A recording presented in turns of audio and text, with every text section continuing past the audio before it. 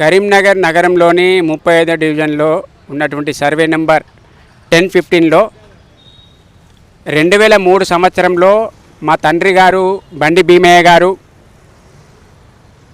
తన బాల్యమిత్రుడు సయ్యద్ బిన్ ఆవద్ గారి నుంచి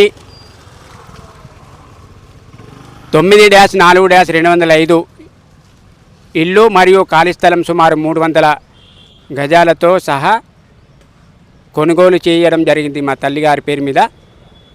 ఆ తదనంతరము మా తండ్రి గారి బాల్యమిత్రుడు సయ్యద్ బిన్ ఆవద్ గారు తప్పించుకొని తిరగడంతో రిజిస్ట్రేషన్ చేయడానికి నిరాకరించడంతో మేము అప్పుడున్నటువంటి 2 టౌన్ పోలీసులను మేము ఆశ్రయించడం జరిగింది. 2 టౌన్ పోలీసుల ఆదేశానుసారము మేము కరీంనగర్ జిల్లా న్యాయస్థానంలో వారిని మేము ఆశ్రయించి మేము suit for specific performance file చేయడం జరిగింది. ఆ సూట్ పెండింగ్లో ఉండగానే సయ్యద్ బిన్ ఆవద్ గారు యాకూబ్ మహమ్మద్ అనే వ్యక్తికి దాన్ని దొంగతనంగా రిజిస్ట్రేషన్ చేయడం జరిగింది.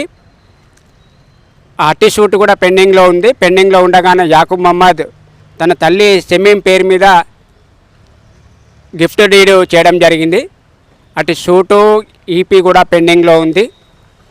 అయితే ఇది ఉండగానే కరీంనగర్ నగరపాలక సంస్థ అధికారులను మోసపూరితంగా అక్కడ ఉన్నటువంటి 35వ డివిజన్ కార్పొరేటరు చాడగుండ బుచ్చిరెడ్డి గారితో కుమ్మక్కై శ్రీకాంత్ రెడ్డి అనే రెవెన్యూ ఇన్స్పెక్టర్ మున్సిపల్ కార్పొరేషన్ గారితో చేతులు కలిపి దాన్ని మొటేషన్ చేయడం జరిగింది.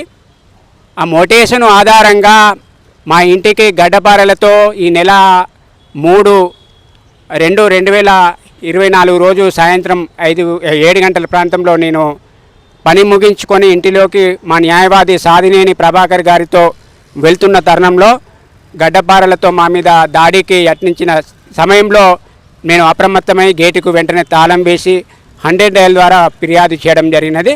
ఆ ఫిర్యాదు అనుసారము వాళ్ళు అక్కడ ఉన్నటువంటి బ్లూ కోట్ సిబ్బంది అక్కడికి చేరుకొని వారిని గడ్డపారలకు సంబంధించిన ఫోటోలు విజువల్స్ కూడా తీసుకోవడం జరిగింది. ఆ తర్వాత మేము 2 టౌన్ సిఐ గారికి జరిగినటువంటి వాస్తవాలను మేము తెలపడం జరిగినది. వారు సూట్కు సంబంధించిన పేపర్స్ వారికి చూపెట్టిన తర్వాత వారు ఏదైనా ఉంటే మీ కోర్టులో మీరు పరిష్కరించుకోవాలని చెప్పేసి వారికి ఆదేశాలు కూడా ఇవ్వడం జరిగింది. కానీ ఈ సూటు గురించి ఏదైతే ఈ సూటు ఆధారంగా ఈ సూటు గురించి చెప్పకుండా తప్పుడు మొటేషను చేస్తూ మున్సిపల్ అధికారులతో కుమ్మక్కైన విషయమై గౌరవ జిల్లా కలెక్టర్ గారిని ఈ నెల 5/2/2024 రోజు నేను ప్రజావాణిలో ఫిర్యాదు చేయడం జరిగింది. దాని తదనంతరం వాళ్ళు మోకా పరిశీలన చేసి వారు అట్టి మొటేషన్ను రద్దుపరిచినారు. కానీ షమీము మరియు చాడగుండ బుచ్చిరెడ్డి వీళ్ళు కావాలనే ఉద్దేశంతోనే దురుద్దేశంతో ఈ సివిల్ మ్యాటర్ని పెద్దగా చేయాలనే ఉద్దేశంతో మా మీద తప్పుడు ఫిర్యాదులు చేస్తూ మమ్మల్ని సంఘంలో మేము ఓ గౌరవప్రదమైన జీవితాన్ని గడపకుండా మాకు భంగం కలిగిస్తున్నారు. దీని మీద సిపి గారికి కూడా ఫిర్యాదు చేయడం జరిగినది. ఈ నెల 8వ తారీఖు డీజీపీ గారికి 9వ తారీఖు కూడా మేము ఫిర్యాదు చేయడం జరిగినది. అయినా కానీ కావాల్చుకొని మళ్ళీ పదే మమ్మల్ని తీవ్ర ఇబ్బందులకు గురి చేస్తున్నారు. సివిల్ నేచర్లో ఇన్వాల్వ్ కాకుండా ఈ గౌరవ సిపి గారు చర్యలు తీసుకోవాలని చెప్పేసి కూడా ఈరోజు మేము వారి దృష్టికి తీసుకెళ్లడం జరిగింది. ఆ మొటేషన్కు సంబంధించినటువంటి కాపీని కూడా మేము దాని వెంట మేము పొందుపరచడం జరిగినది.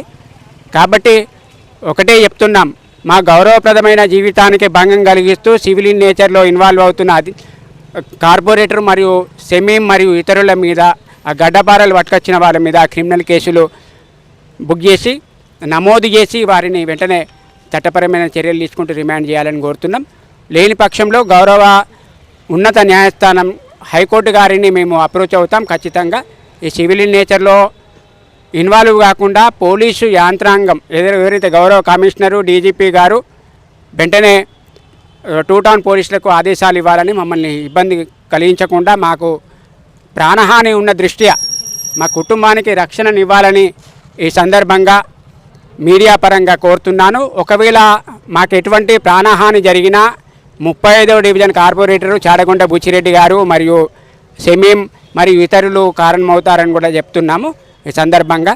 ఎందుకంటే పలుమార్లు 2000 గతంలో ఉన్నటువంటి సిపిలు ఎంతమంది వచ్చినా వాళ్ళ దృష్టికి మళ్ళీ తీసుకెళ్ళడం, సిఐలు వచ్చినా మళ్ళీ తీసుకెళ్ళడం, మళ్ళీ కొత్త వాళ్ళు రాగానే మళ్ళీ ఫిర్యాదులు ఇవ్వడం పదే అది చేస్తున్నారు.